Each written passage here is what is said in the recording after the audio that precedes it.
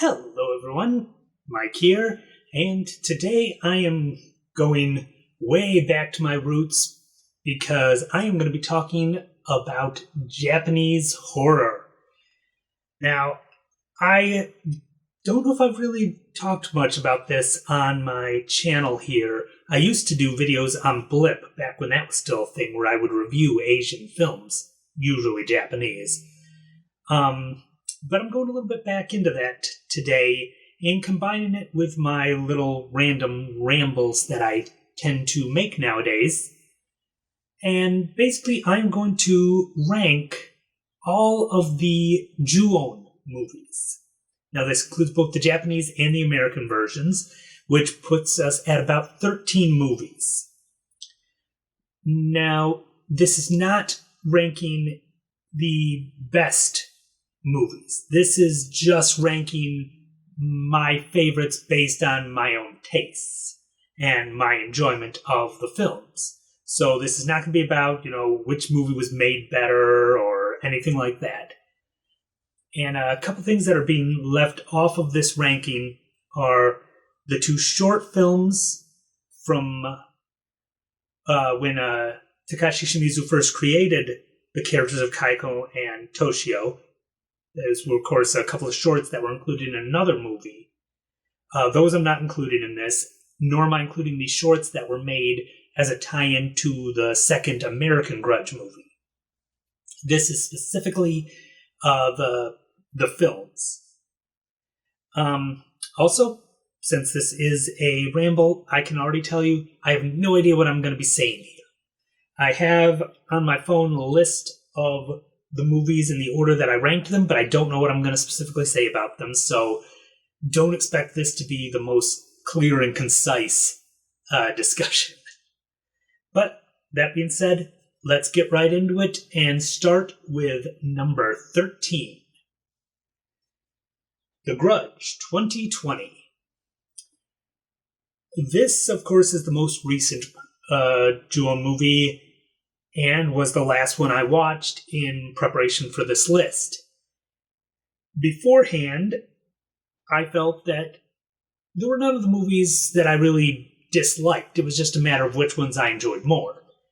Then I saw this one. This is the only one of the Ju-on movies I genuinely did not like. Mostly because they took away everything it feels like that made it a Grudge movie. Kayako is completely out of it. Toshio is out of it. Both replaced with American versions of the characters. And then they went out of their way to try to make it gorier and scarier with unnecessary jump scares and making the ghosts' faces all deteriorating and zombie-like. It just came off really desperate, and I hated how much they just seemed to be so desperate to pull away from the roots of the franchise. I don't necessarily have a problem with them Americanizing it some, but they just came off so desperate to get away from what made the Ju-on movies to begin with, and I really just did not enjoy this movie. Number 12, Ju-on White Ghost. This was another one that kind of stepped away from the Ju-on formula in a way, in that Kaiko is not in this movie at all, and Toshio only really makes a quick little cameo, but it felt a lot more like a Ju-on movie, and it still had a lot that I enjoyed in it. I think the old lady ghost was very creepy and very well done. I think that there was a lot of work done to really establish the characters in a very short time, because this is only an hour-long movie. I think what really bothered me about this one, though, was the whole incest and child molestation thing they were going into. Didn't really need that in my movie. Kind of ruined it for me. I'm still able to enjoy a lot of aspects of this movie, but really didn't like that. Number 11, Ju-on Black Ghost. This also was only an hour long. Black Ghost and White Ghost were actually released together in 2009 as kind of an anniversary of the Ju-On franchise. And this one also does not feature Kayako and just has a little quick cameo from Toshio. This one, however, I liked more than White Ghost, partially because one of the stars of it was Ai Kago, who I'm a fan of. And also, I felt that the story worked really well. I think if they had taken this away from being considered a Ju-On film and had just made this its own ghost story, I think it would have worked well. I liked the concept behind it with the spirit of an unborn child inside the body of the actual born child, and then the twist at the end, which I'm not going to spoil. If you haven't seen this, you should check it out. See if you can find it for rent, maybe on Amazon Prime. I don't know if it's necessarily worthy of a purchase, but it is definitely worthy of a watch because the twist at the end was actually really... I really enjoyed it. Number 10, Ju-On, The Curse 2. This is another one that is only an hour, but unfortunately, it gets adversely affected by that. The first half of the movie is basically the last half of Ju-On, The Curse 1. So basically, you only have an hour, and you spend a half hour of it recapping stuff that already happened in the last movie. Kind of like Silent Night, Deadly Night Part 2. That hurt this one, in my view. But once it got past that and into the actual new stuff, it was pretty good. It had some interesting kills, some interesting scares. I liked the characters. Admittedly, it did have some kind of cheesy shots, which I can kind of understand. I mean, this was a straight-to-video film. This was not a theatrical one, so the budget was a lot smaller. But at the same time, if you don't have the budget to do some of these effects, maybe try to find a different way to do it. Again, I enjoyed what it gave me, but I think it tried to do things that it wasn't in a position to do. And that first half just being a recap of the last movie really hurt this one for me. Number 9, The Grudge 3. Okay, here's where I'm going to start getting some controversial opinions from people, because this was not well liked. And to be honest, when I was compiling this list, this is the first time I actually had seen The Grudge 3. I'd seen the first two, but never bothered with the third one because Takashi Shimizu was not involved in it, and they changed the actors for Kayako and Toshio. So I kind of was like, oh, that seems like they're gonna ruin it here. But upon actually watching it, I enjoyed it. I think the characters were interesting. I think they did a decent job following up on the little apartment complex that they had established in Grudge 2. And I gotta give a lot of credit to Aiko Horiyuchi. She is the actress who played Kayako in this film, and she was the first actress to take on that role other than Takako Fuji, who had played Kayako in everything prior to this. She had very big shoes to fill, and I think that Horiyuchi did a great job taking on the role of Kayako and really played it well. On the other hand, and I don't think it was played poorly, but I was not pleased with the recasting of Toshio. Just because the character is supposed to be 8, because that's how old he was when he died. If I am remembering correctly, the actor they have playing him was 13, and you can tell he's 13. It really just looked weird seeing a boy that old playing the 8-year-old Toshio ghost.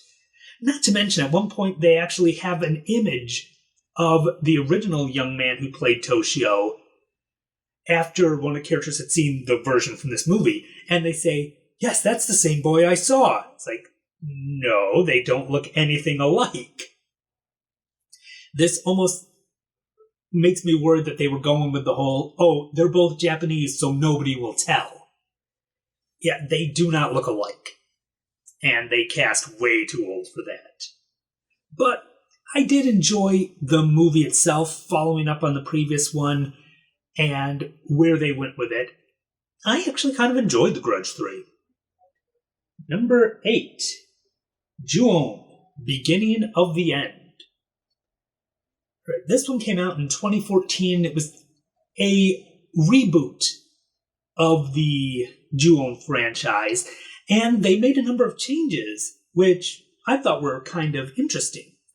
One of which was, instead of Kayako being the main ghost was Toshio. It all started with him. And as such, he did almost all of the kills throughout the movie, until towards the end when they bring Kayako into it. I thought that was an interesting choice, and I had no problem with it, even though personally I prefer Kayako as the main ghost rather than Toshio. But I think, kudos for trying something different, and it wasn't horrible. But there were some things I was not a fan of.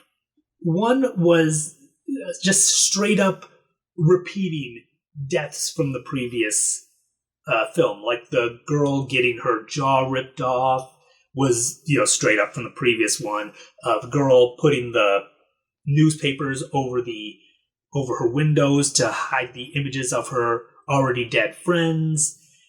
A lot of it just, felt like it was just copying stuff from the previous movies.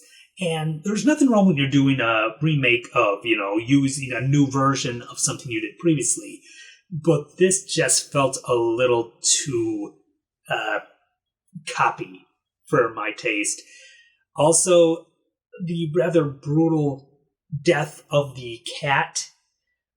As a cat person, I did not need to see that. I mean, the versions they've shown in other movies were bad enough. I did not need to see the cat getting put in a microwave and then hear it screaming as it's getting killed. Really didn't like that, and that one hindered my enjoyment of this film a little bit. But outside of that, this one was a fun story. Number 7. Ju-on, The Curse. This is where it all started. The very first Ju-on film, again, outside of the 2 shorts. This one was also an hour-long straight-to-video. And this one really gave us our origin with the evidence that Kayako had a crush on Toshio's teacher, and her crush became kind of an obsession to the point where her husband found out about it, thought she had an affair, and thus killed Toshio and the cat, and then her ghost killed Takeo, and thus started the curse. This one actually was one of the more maybe subtly brutal films, because, of course, the teacher's wife is pregnant throughout the story, and before Takeo is killed by Kayako, he goes to the teacher's house. We don't see this, but we see the aftermath. Kills her, cuts the baby out of her stomach, walks around with it in a bag, and we see him just slamming the bag into walls as he is, just insanely angry before he gets taken out by Kayako. Even though you can't really see what's in the bag, you know what's there, you know what's happening. It is a pretty brutal scene. Again, this is another one that had a little bit of trouble with effects. Like, this is the first film to feature the girl getting her jaw ripped off, and we see the aftermath of it, but it does not look very good because, again, they didn't have the budget to make it look very good. But this is a good origin for where everything started in this franchise. Number 6, Ju-on, The Final. This was a straight sequel to Ju-on End of the Beginning. Follows up on that one, and I think did a better job. This one did bring Kayako more into the forefront as the killer than the previous one, which, again, I think she's the better main killer, so I was happy with that. I think the story was a little better than End of the Beginning, and I really liked the characters in this one. I felt emotionally invested in the characters here. There were, I believe, if I'm remembering right, about 3 main characters. The sister of the main character from the previous film, a schoolgirl, which we usually have in these movies, and a little girl who was in a hospital living across the street from the schoolgirl. And the deaths in this one were very interesting. As I said, the characters were very good in this one. I did get a kick. I don't think it was intended to be funny, but there is a girl who works at a karaoke bar where one of the main characters goes to, and she comes off like an airhead. It kind of humorously so, and I don't know if that's how she chose to play it or if that's how she was asked to play it, but it was unintentionally funny. She gets this girl's like, "Yes? Oh, your monitor's not working? Okay, I'll be right there." I don't know what it is, but it was just kind of funny, and it added a little bit of humor to the, obviously less than pleasant story that we were getting.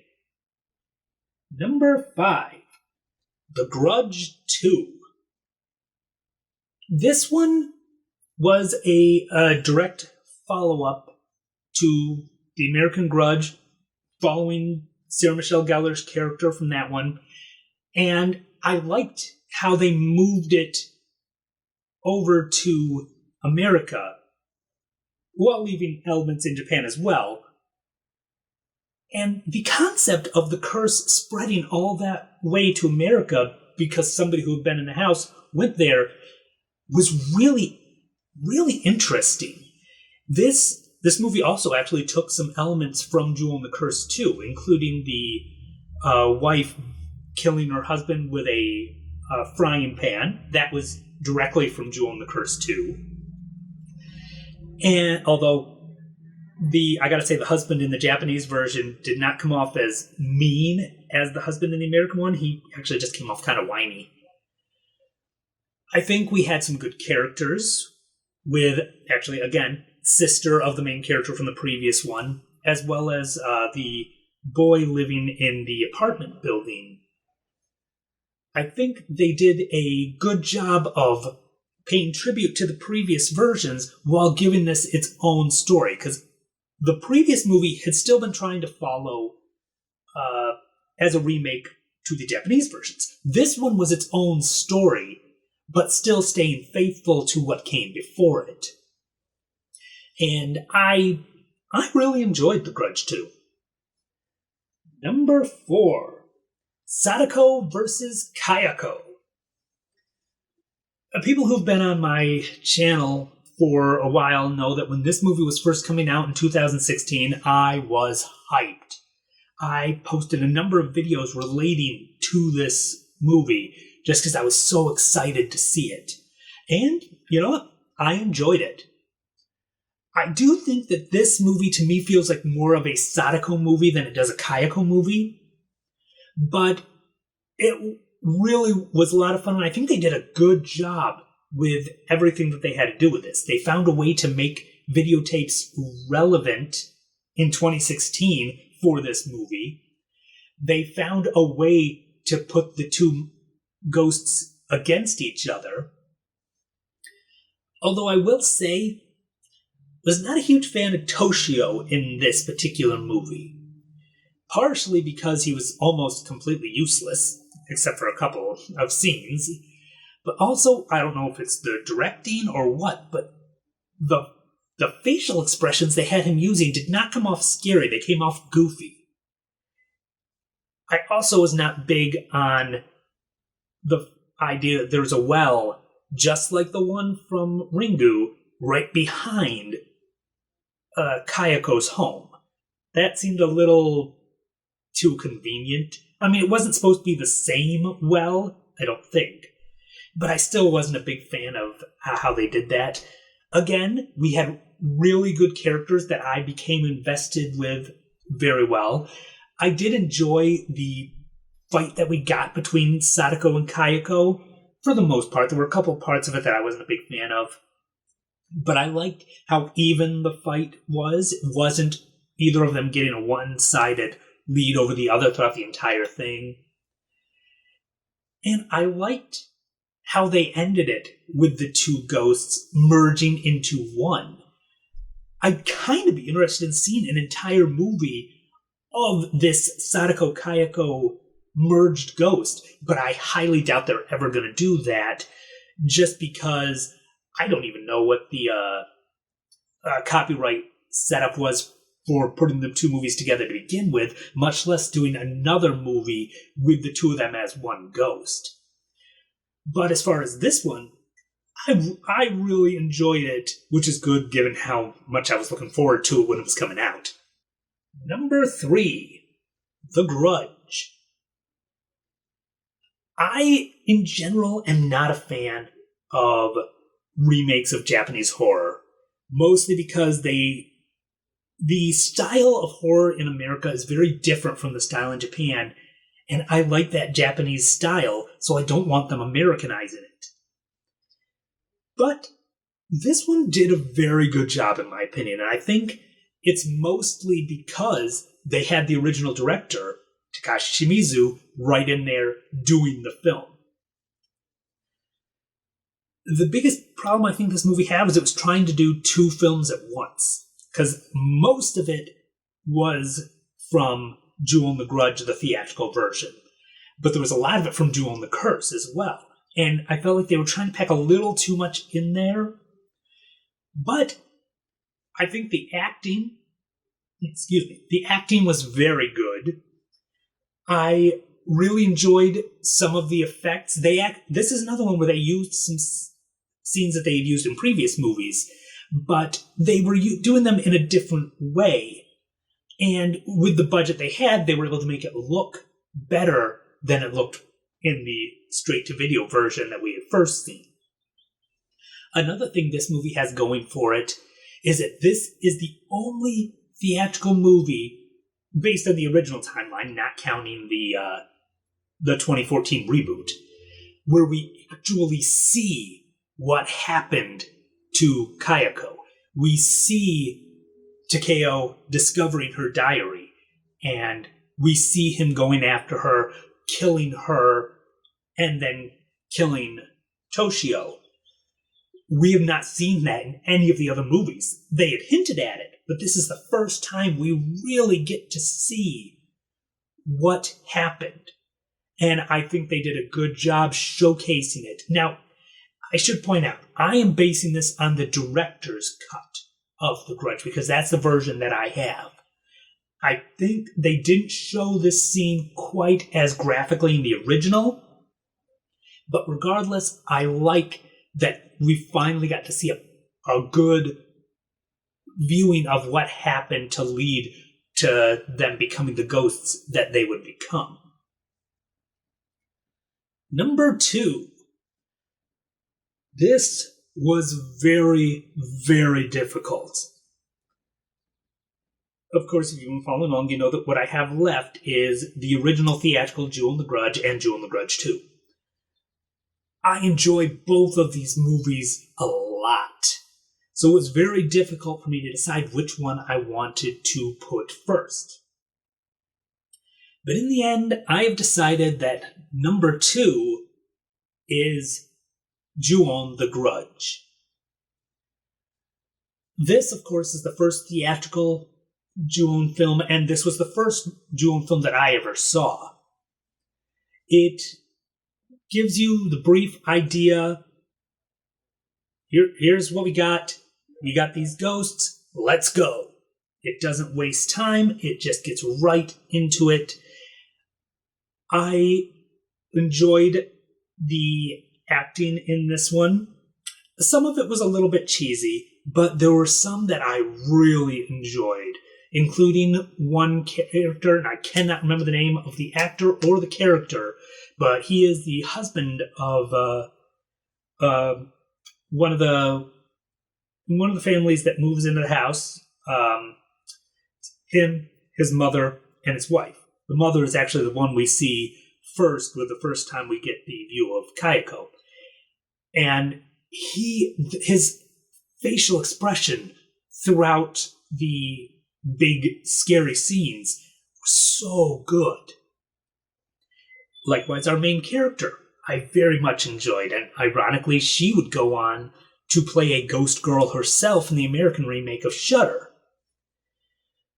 But, yeah, in general, the Kayako stuff was also very good. I remember one of the first times I saw this movie. I was watching it at home late at night, right before going to bed. I watched this movie, and then the next morning, I wake up to the sound of water rushing through the pipes in our house. And for some reason, the noise it was making was that same croaking noise that Kayako makes. And it scared me to death, because I was just waking up, and all of a sudden I'm hearing that after just watching the movie. The DVD for this also featured a lot of behind the scenes, so getting to see how they put it all together was also very enjoyable. I love this movie. This is one of my favorite Japanese movies in general, not just horror. And of course, that brings us to number 1, which is Ju-on the Grudge 2. As I said earlier, I had a lot of trouble choosing between this and the first Ju-on the Grudge. I think one of the things that I really liked about this was the whole element of it taking place during the filming of a TV show. I do a lot of theater and things like that, so I enjoy behind the scenes of making a play or a movie or a TV show. I really get into that stuff. So seeing the movie played around that really added a lot of enjoyment for me. I also thought that this one had a number of good kills, including the one that was telegraphed earlier in the movie, where the girl's hearing like a knocking on her wall, but not sure what it is. Later on in the movie, when her boyfriend and she are both hung from the ceiling by Kayako's hair, they start swinging in the air, and their feet bumping against the wall is making that knocking noise that they were hearing days before. The other thing I really liked about this one is the whole Kayako being physically reborn through our pregnant main character, which is something they would actually do in the 2014 reboot, except in this case it would be Toshio being reborn through a character. I thought that was an interesting thing to go with, and then of course at the end, when the baby is being born and Kayako comes out, kills everybody, and then reverts to a baby. And the main character, I don't know if she snapped or what, but she willingly takes the baby and starts to raise it. And then when the baby looks to be like 7, 8, maybe probably around the same age that Toshio was intended to be, she kills our main character and wanders off. And that's the end of it. And the original story of The Grudge, which started with Ju-on the Curse #1, ends at that point, because all further movies are kind of their own thing. I do think it would have been interesting to see where they could have potentially gone, following up on this with the girl who basically has Kayako's spirit in her. Guess we'll never know, because at this point, it's been many years later. They've had all sorts of sequels that have gone their own direction. I don't think we're ever going to follow up on that story. But, yeah, Ju-on the Grudge 2 is definitely the one I got the most enjoyment out of. But now I'd love to know your guys' thoughts. What are your favorite Grudge movies? What are your favorite Grudge moments? And, where do you rank the movies, both American and Japanese? Let me know in the comments. I'd love to hear what you guys think. That's all I've got on this one. So, until next time.